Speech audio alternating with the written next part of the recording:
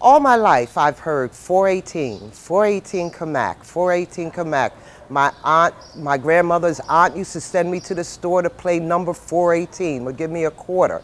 So it's always been in my mind. And working just a block and a half away from here, I would always walk up Lombard and cut through Camac and just try to imagine what it was like living here in 1913. In the summer of 2002, I happened to be coming out of my house to go on an errand, and a woman was standing out here taking pictures of the house. She asked me, was I the owner? And I said, yeah, this is my place. And she told me, she introduced herself. Her name was Veronica Hodges. And walked through here and would stop, take photographs of the house.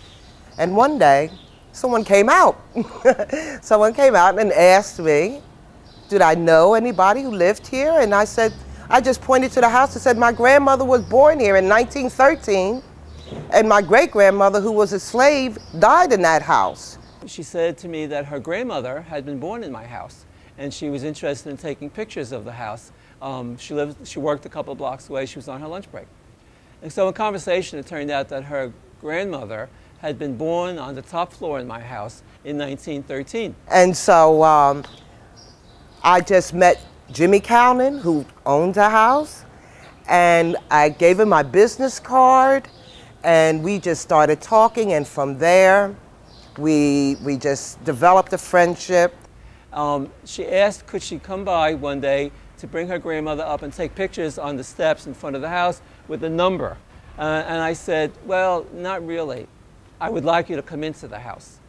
She was asking to stand outside. I said, no, I want you to come into the house, and I want to know more of your story.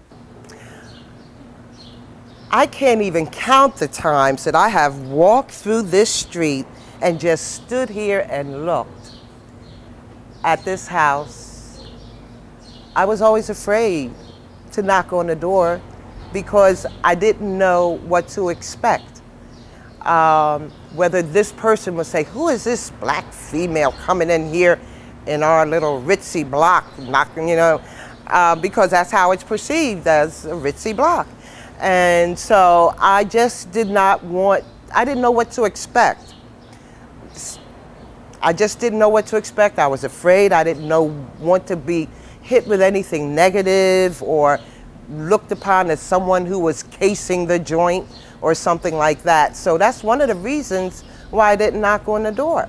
So we kept in touch for a month or so, and then in September of 2002, I invited Ronnie, her grandmother, Miss Veronica, and the daughter in between. So we have grandmother, mother, and daughter to an afternoon Sunday tea in the house with all the neighbors who were interested, and a lot of the neighbors in this block are interested in their houses and the history of the block and the area. So we had a little afternoon tea.